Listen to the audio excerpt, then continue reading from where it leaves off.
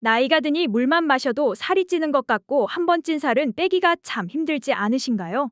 특히 얼굴살은 빠지고 다리는 가늘어져도 배는 너무 무거운 기분이 드는데 내장 지방 때문일 가능성이 높습니다. 갱년기가 온 후에는 기초대사 저하로 지방을 모으기 쉬운 체질이 되면서 팔뚝, 겨드랑이 등을 포함해 특히 배 쪽에 내장 지방이 늘어나게 됩니다. 오늘은 이 내장 지방 제거에 효과적인 사과와 같이 먹으면 더욱 효과를 볼 수 있는 음식에 대해 소개해드리겠습니다. 내장 지방이란 피부의 아래쪽에 쌓이는 손가락으로 집을 수 있는 피하 지방과 달리 복벽의 안쪽 내장 부근에 쌓이는 손가락으로 집을 수 없는 비교적 남성에게 잘 붙기 쉬운 지방으로 알려져 있습니다. 하지만 갱년기가 되면 여성 호르몬 분비의 급격한 감소가 일어나기 때문에 여성분들에게도 많이 축적이 되는데요.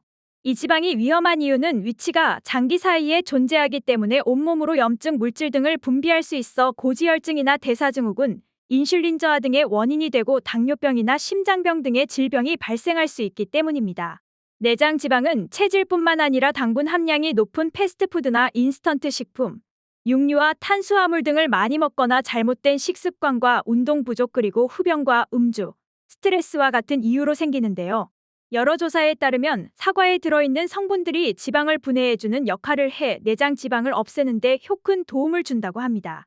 내장 지방뿐만이 아니라 몸속에 불필요한 지방을 제거하기 위해서 사과를 먹는 건 아주 바람직한 방법이라고 할 수 있습니다. 특히 사과 껍질에는 수용성 식이섬유소인 펙틴이 많이 함유되어 있는데 펙틴은 위 배출을 늦춰 포만감을 높이는 데 도움을 주어 식욕을 억제하므로 체중 감소에 도움이 될 수 있습니다.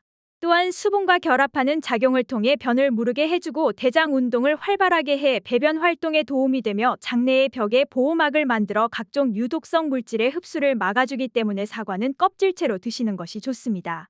사과만으로도 이렇게 좋은데 이 사과를 생강과 같이 먹게 되면 더더욱 큰 효과를 볼 수 있다고 하는데요. 이 생강과 사과를 어떻게 먹는 것이 가장 효과적인지 알아보도록 하겠습니다. 동의보감에 의하면 생강은 성질이 따뜻하고 독이 없고 구토를 막아주는 역할을 한다고 기록되어 있습니다. 원활한 신진대사로 해독작용, 면역력 증진, 소화 촉진에 이르기까지 그 효능이 다양하고 뛰어난 것으로 알려져 있는데요. 생강 특유의 매운맛이 속을 따뜻하게 하고 식욕을 줄이는 데 도움을 주어 식후에 당분이 많이 든 후식 대신 생강차를 끓여 마시게 되면 열량을 과도하게 섭취하는 것을 막을 수 있습니다. 또 생강에는 복부 팽만감을 줄여주는 성분이 있어 볼록 나온 배를 줄이는 데 효과적인데요. 생강 속에는 디아스타아제라는 단백질 분해 효소가 들어있어 장운동을 촉진합니다. 특히 체중을 줄이기 위해서 운동을 열심히 하는 사람들은 생강차를 마시게 되면 그 효과를 배로 늘릴 수 있습니다. 생강의 성분 중에 풍부하게 함유된 진저롤은 체내에서 내장 지방을 태우는 역할을 해주고 진저롤과 쇼가올 성분은 운동 후에 생기는 근육통을 완화해주는 기능을 하기 때문입니다. 그리고 신진대사를 활발하게 해 몸속 노폐물을 몸 밖으로 내보내는 데 도움을 줍니다. 쇼가올은 내장 지방 세포의 생성을 억제해준다고 하니 우리 몸에 정말 좋은 음식이 아닐 수 없습니다. 그렇기 때문에 생강을 먹으면 건강에 해로운 내장 지방은 없애주고 내장 지방이 쌓이는 것을 예방해주는데 큰 도움을 주는 것이겠죠. 한 연구 결과에 따르면 비만 상태인 쥐에게 한 달 동안 생강에 진저롤을 투여했을 때 체중 감량뿐만 아니라 내장 지방 인자를 억제하는 효과가 나타난 것을 확인했다고 합니다. 그리고 이슬람 문학의 아라비안 나이트에서는 신이 내린 정력제로 소개되기도 하였는데요. 중국의 공자는 몸을 따뜻하게 하기 위해서 끼니 때마다 생강을 챙겨 먹었다고 하니 그 효능이 참 대단합니다. 급격히 찌는 살로 인해 스트레스를 받으신다면 사과를 생강과 함께 드셔보시기를 추천드립니다. 어떻게 먹는 것이 영양소를 최대한으로 공급받으면서 건강과 맛을 챙길 수 있을까요?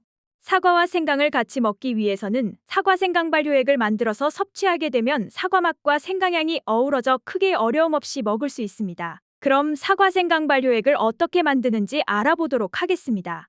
보통 취향에 맞게 조절을 하시면 되지만 생강이 맵고 강한 향이 있어 사과보다 그램수를 좀 더 적게 넣는 것이 좋습니다. 맛있는 사과 700g과 생강 300g을 베이킹소다물 또는 식초물에 10분 정도 담근 뒤 깨끗한 물로 씻어낸 후 깨끗이 닦아 물기를 제거해주세요. 곰팡이가 생길 수 있으니 물기가 없도록 잘 말려주셔야 합니다. 잘 말린 사과를 4등분으로 자른 후 사과씨를 제거해주세요. 사과씨에 독성이 있기 때문에 꼼꼼하게 제거해주셔야 합니다. 사과는 껍질채로 얇게 썰어주세요. 생강도 흙이 남아있지 않도록 깨끗하게 씻어낸 후 물기가 없도록 잘 말려서 사과처럼 얇게 썰어주세요. 마찬가지로 껍질은 벗기지 않으셔도 됩니다. 얇게 썬 사과와 생강을 설탕 500g과 함께 버무려 주세요. 발효액을 만들 땐 설탕이 큰 역할을 하는데요. 설탕은 발효를 시킬 때 미생물이 설탕을 영양 원료로 먹고 발효액을 만들어내도록 하기 때문에 준비하신 사과가 수분이 많다면 설탕을 사과보다 약 10%더 준비해 주세요. 준비하신 사과가 수분이 적은 편이라면 설탕을 사과의 약 70에서 80%만 준비해 주셔도 됩니다. 발효액을 만들 병은 소독이 필수랍니다. 제일 쉬운 방법은 유리병에 소주를 부어 소독시키는 방법인데요. 유리병에 소주 반병을 붓고 잘 씻어낸 후 다시 한번 남은 소주를 붓고 씻어내어 잘 말려주시면 됩니다. 유리병에 설탕을 얇게 펼친 후 버무린 사과와 생강을 적당히 눌러가면서 담아주시면 됩니다. 사과 따로 생강 따로 눌러가면서 차곡차곡 쌓아가기도 하지만 같이 버무려서 담아주셔도 괜찮습니다. 다 담으셨으면 매니에 천일염을 5g 넣어주세요. 미네랄이 풍부한 천일염을 넣어주게 되면 공기가 통하는 것을 막아주어 산패되지 않으면서 발효가 잘 됩니다. 마지막으로 병 입구에 면포를 씌운 뒤 고무줄로 잘 고정한 후 뚜껑을 닫아주시면 됩니다. 유리병은 실온 보관해주시고 하루에 한 번씩 플라스틱 스푼이나 나무 스푼으로 저어주어 설탕이 잘 녹도록 해주세요. 그렇게 3개월을 숙성시킨 후 채로 건더기를 걸러내고 걸러진 발효액은 그대로 병에 담아 6개월 이상 저온 숙성시키면 말 그대로 내장 지방 제거용 사과생강 발효액이 됩니다. 서늘한 곳에 보관해주시면 시간이 지날수록 더 발효가 되어 영양가 풍부한 사과생강 발효액이 됩니다. 이렇게 10개월 정도 숙성시킨 사과생강 발효액을 먹게 되면 일단장 건강에 매우 좋습니다. 발효액 속에는 펙틴 성분과 탄닌이 풍부하게 들어있기 때문에 대장 운동에 촉진으로 항염증에 도움이 됩니다. 발효액을 계속 섭취하면 장을 건강하게 하는 지름길이 되겠지요.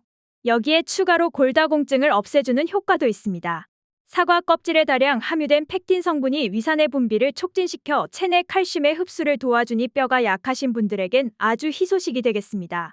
여기에 사과의 페놀산 성분이 체내의 불안정한 유해산소를 저하시켜주어 뇌졸중 예방에도 효과가 있습니다. 이렇게 만든 사과 발효액은 기호에 따라 양을 조절해가면서 뜨거운 물과 희석하여 차로 마시면 매우 좋습니다. 여름에는 얼음을 넣어 시원하게 드셔도 아주 좋겠습니다. 이번 시간에는 사과의 효능과 생강의 효과에 대해서 알아보고 그 두 가지를 같이 먹을 수 있는 사과생강 발효액 만드는 법에 대해서 알아보았습니다. 이번 영상이 도움이 되셨다면 좋아요와 구독 꼭 부탁드리며 주변의 소중한 분들께 널리 공유해주세요. 여러분들의 관심은 영상을 제작하는 데 큰 힘이 됩니다. 오늘 하루도 주입식 건강과 함께 건강하시고 행복하세요. 감사합니다.